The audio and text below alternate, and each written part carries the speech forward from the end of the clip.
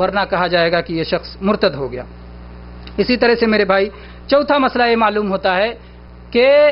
اعمال کا دار و مدار خاتمے پر ہے۔ آدمی کا خاتمہ جس پر ہوا وہی مانا جائے گا، یعنی آدمی زندگی بھر کیسا بھی عمل کرے، اگر آخری وقت میں اس نے اسلام قبول کر لیا، اس نے توحید کو قبول کر لیا، ایمان کو قبول کر لیا، سارے شرک کو چھوڑ دیا، سارے شرک سے توبہ کر لیا، تو اسے مومن اور مسلمان مانا جائے گا۔ جیسا کہ اللہ کے نبی کریم صلی اللہ علیہ وسلم نے کہا کہ اے نبی، اے چچا، آپ لا الہ الا اللہ کہہ لیجئے، ایسا کلمہ جو اللہ کے پاس میں حجت بناؤں گا۔ اور اسی طرح سے میرے بھائیوں ایک حدیث میں اللہ کے نبی صلی اللہ علیہ وسلم نے صاف صاف فرمایا کہ جو ایک آدمی کوئی نیکی کا کام کرتا رہتا ہے، لوگوں کے دیکھنے کے اعتبار سے نیکی کا کام کرتا رہتا ہے، لیکن اس کی کتاب، اس کی تقدیر آگے بڑھ جاتی ہے اور پھر اس کے بعد وہ برائیوں میں لگ جاتا ہے اور پھر اس کی وفات برائی پہ ہوتی ہے۔ اور ایک شخص نیکی کے کام کرتا رہتا ہے، برائی کے کام کرتا رہتا ہے، لیکن اس کی کتاب آگے بڑھ جاتی ہے اور پھر وہ نیکی کے کام کرنے لگتا ہے اور نیکی پہ اس کی وفات ہوتی ہے اور وہ جنت میں چلا جاتا ہے۔ اس حدیث سے ہم کو یہ معلوم ہوتا ہے کہ ہر اگلا قدم ہمارا صحیح ہونا چاہیے۔ یہ حدیث سے یہ نہیں کہ ہم کو معلوم نہیں تقدیر میں کیا ہے، پتہ نہیں کفر پہ مرنا ہے جنت میں جانا ہے، یہ نہیں مسئلہ ہے۔ مسئلہ یہ ہے کہ ہمیں ہر وقت ایمان پہ قائم رہنا چاہیے، کبھی بھی کوئی کفریہ چیز ہو تو ہوشیار رہنا چاہیے، کیونکہ کسی کو اپنی موت کی خبر نہیں ہے۔ تو اس لیے کہا گیا کہ خاتمہ جس پر ہوگا اسی کا اعتبار ہوگا، اس لیے ہر لحظہ آدمی کو ہوشیار رہنا چاہیے اور جو ہے اس سے ڈرتے رہنا چاہیے کہ کہیں کوئی ایسا عمل نہ ہو جائے جس سے ایمان ختم ہو جائے اور توحید ختم ہو جائے۔ اسی طرح سے میرے بھائیوں اس سے ایک اہم مسئلہ یہ بھی معلوم ہوتا ہے کہ برے ساتھی انسان کو بہت زیادہ نقصان پہنچاتے ہیں۔ کیا ہوا؟ ایک طرف نبی صلی اللہ علیہ وسلم اپنے چچا کو دعوت دے رہے ہیں لا الہ الا اللہ پڑھ لو، اور دوسری طرف برے ساتھی ابو جہل، جو اس کو اللہ کے نبی نے فرمایا کہ اس امت کا فرعون تھا، اور دوسرا عبداللہ بن ابی امیہ، یہ دونوں بیٹھے ہوئے کہہ رہے تھے کہ اپنے باپ کا دین چھوڑ دو گے، اپنے باپ کا دین چھوڑ دو گے۔ تو ان برے ساتھیوں کی وجہ سے ابو طالب کو جنت نہیں ملی، جنت سے محروم ہو گئے ان برے ساتھیوں کی وجہ سے۔ اس لیے برے ساتھیوں سے بچنا انتہائی ضروری ہے، اور اللہ کے نبی کریم صلی اللہ علیہ وسلم نے تو ایک مثال دے کے سمجھایا کہ برے ساتھی کیسا نقصان پہنچاتے ہیں اور اچھے ساتھی کیسا فائدہ پہنچاتے ہیں۔ چنانچہ متفق علیہ حدیث ہے کہ اللہ کے نبی صلی اللہ علیہ وسلم نے فرمایا کہ اچھے ہم نشین نیک ساتھی کی مثال اور برے ساتھی کی مثال ایسے ہی ہے کہ جیسے کوئی عطر بیچنے والے کا ساتھ کرے یا بھٹی دھونکنے والے کا ساتھ کرے۔ اگر آپ عطر بیچنے والے کا ساتھ کرتے ہیں تو یا تو آپ اس سے عطر خرید لیں گے یا وہ آپ کو عطر تحفے میں دے دے گا، اور اگر آپ نے نہ ہی خریدا اور نہ ہی اس نے آپ کو عطر تحفے میں دیا تو کم سے کم اس کی خوشبو تو آپ کو آتی ہی رہے گی۔ تو نیک ساتھی کے ساتھ اگر رہیں گے تو اس کی نیکی کا آپ کو کچھ نہ کچھ فائدہ پہنچتا رہے گا۔ اور برے ساتھی کی مثال بھٹی دھونکنے کی مثال ہے کہ جیسے لوہار بھٹی دھونکتا ہے تو اس سے چنگاری اڑتی رہتی ہے، تو یا تو اس کی چنگاری اڑ کر کے آپ کے کپڑے جلا دے گی اور یا پھر آپ اس کے دھواں سے پریشان رہیں گے۔ تو یہی معاملہ ہے کہ اگر برے ساتھی کے ساتھ رہ کر آپ خود برائی میں مبتلا نہیں ہوتے تو اس کی برائیوں سے آپ ہمیشہ پریشان رہیں گے۔ اسی طرح سے جناب محمد رسول اللہ صلی اللہ علیہ وسلم کی حدیث ہے جو مسند احمد میں، سنن ابی داؤد، ترمذی میں، اور یہ حسن حدیث ہے۔ آپ نے فرمایا لا تصاحب الا مؤمنا ولا یاکل طعامک الا تقی، کہ ساتھ کرو تو ایمان والے کا ساتھ کرو، ساتھ کرو تو ایمان والے کا ساتھ کرو، اور کسی کو کھانا کھلاؤ تو پرہیزگار کو کھانا کھلاؤ، تمہارا کھانا وہی کھائے جو اللہ سے ڈرنے والا ہو۔ ایسے ہی اللہ کے نبی کریم صلی اللہ علیہ وسلم نے فرمایا الرجل علی دین خلیل، آدمی کو دیکھنا ہو تو اس کے دوست کو دیکھ لو، جیسا اس کے دوست کا دین ہوگا اس آدمی کا دین بھی اسی طرح ہوگا۔ تو ہر کوئی دوست کو اختیار کرتے ہوئے دیکھ لے کہ میں کسے دوست اختیار کر رہا ہوں۔ یہ بھی سنن ابی داؤد اور ترمذی کی حسن حدیث ہے۔ تو میرے بھائیوں یہ رہا کہ اللہ کے نبی کریم صلی اللہ علیہ وسلم کے چچا ابو طالب کی وفات کی جو یہ حدیث ہے، اس سے یہ بھی معلوم ہوتا ہے کہ برے ساتھیوں سے ہمیں بچنا چاہیے۔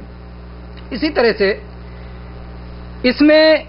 یہ بھی جو ہے مسئلہ معلوم ہوتا ہے کہ ابو طالب کی وفات اسلام پہ نہیں ہوئی۔ بہت سارے اہل بدعت جو یہ دعویٰ کرتے ہیں کہ ابو طالب کی وفات اسلام پہ ہوئی ہے، یہ بات صحیح نہیں ہے۔ آخری بات جو انہوں نے کہی کہ وہ عبد المطلب کے دین پہ مرتے ہیں، اور انہوں نے لا الہ الا اللہ کہنے سے انکار کر دیا۔ ابو طالب کا دین وہی تھا جو ان کے باپ عبد المطلب کا دین تھا۔ چنانچہ نبی کریم صلی اللہ علیہ وسلم کے ماں باپ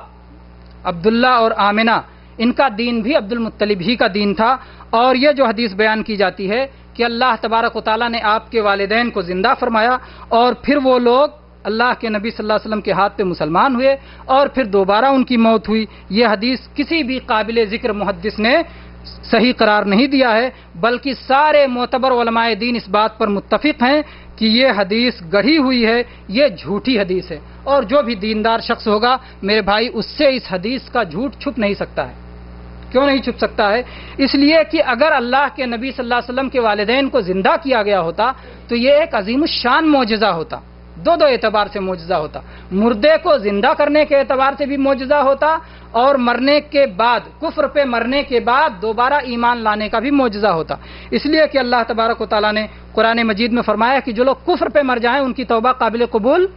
نہیں ہے، اور یہ کفر پہ مر گئے، دوبارہ اللہ نے زندہ کیا اور دوبارہ ایمان کی توفیق دی، تو ظاہر ہے کہ یہ بہت بڑا معجزہ ہوتا اور اس کا زبردست چرچا ہوتا اور حدیث کی معتمد کتابوں میں اس کا ذکر ہوتا، صحاح میں ذکر ہوتا، سنن میں ذکر ہوتا، مسانید میں ذکر ہوتا، لیکن ایسا کچھ بھی نہیں ہے، کسی بھی کتاب میں یہ روایت نہیں پائی جاتی ہے۔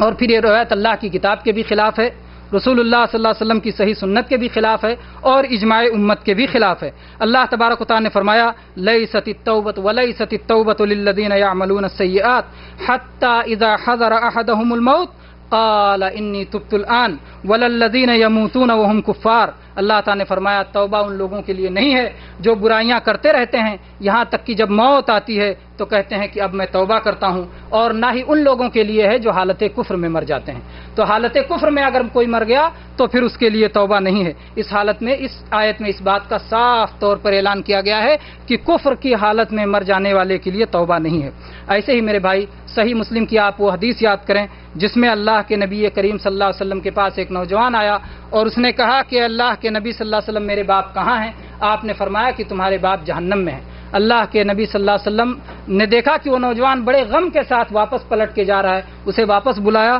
اور کہا کہ تمہارے باپ اور میرے باپ دونوں جہنم میں ہیں، ان ابی و اباک فی النار۔ اسی طرح سے میرے بھائی صحیح مسلم میں یہ حدیث بھی ہے کہ اللہ کے نبی کریم صلی اللہ علیہ وسلم نے اپنی ماں کی قبر کی زیارت کی اجازت مانگی، اللہ تبارک و تعالیٰ نے آپ کو اس کی اجازت دے دی کہ آپ اپنی ماں کی قبر کی زیارت کریں، لیکن ان کے لیے دعائے مغفرت کی اجازت نہیں دی۔ چنانچہ جو ہے صحیح مسلم میں یہ حدیث موجود ہے کہ اللہ کے نبی صلی اللہ علیہ وسلم اپنی ماں کی قبر کے پاس گئے اور اس کے بعد آپ وہاں روئے اور اپنے صحابہ کرام کو بھی رلایا، سب کافی روئے، لیکن آپ نے کہا کہ میں نے اللہ تعالیٰ سے اجازت مانگی تھی کہ دعائے مغفرت کروں، لیکن اللہ نے اجازت نہیں دی، البتہ قبر کی زیارت کی اجازت دے دی ہے۔ اسی طرح سے میرے بھائی سنن نسائی اور سنن ابی داؤد کی روایت ہے کہ جب ابو طالب کی وفات ہو گئی تو ابو طالب کی وفات کے بعد علی رضی اللہ عنہ نبی کریم صلی اللہ علیہ وسلم کے پاس آئے اور انہوں نے نبی صلی اللہ علیہ وسلم سے کہا کہ ان عمک الشیخ الضال قد مات، آپ کے گمراہ چچا مر گئے، آپ کے گمراہ چچا مر گئے۔ اللہ کے نبی صلی اللہ علیہ وسلم فرمایا کہ جاؤ اور اپنے چچا کو مٹی کے نیچے دبا دو، اذهب فواری اباک، جاؤ اپنے چچا کو مٹی کے نیچے دبا دو اور پھر کچھ اور نہیں کرنا یہاں تک کہ میرے پاس آنا۔ کہہ رہے ہیں کہ میں گیا، میں نے ان کو مٹی کے نیچے دبا دیا اور اس کے بعد میں آیا تو آپ نے کہا کہ جاؤ اور غسل کرو۔ اللہ کے نبی صلی اللہ علیہ وسلم نے غسل کرنے کا حکم دیا اور اس کے بعد میں ان کے لیے دعا کی، علی رضی اللہ عنہ کے لیے دعا فرمائی۔ تو اس حدیث میں بھی یہ معلوم ہوتا ہے کہ ابو طالب کی وفات ایمان پر نہیں ہوئی بلکہ جو ہے اپنے دادا عبد المطلب کے دین پہ ہوئی۔ اسی طرح سے میرے بھائی اس حدیث میں یہ عظیم مسئلہ بھی معلوم ہوتا ہے لا الہ الا اللہ کا معنی، کہ لا الہ الا اللہ کا معنی کفار مکہ بھی خوب اچھی طرح جانتے تھے۔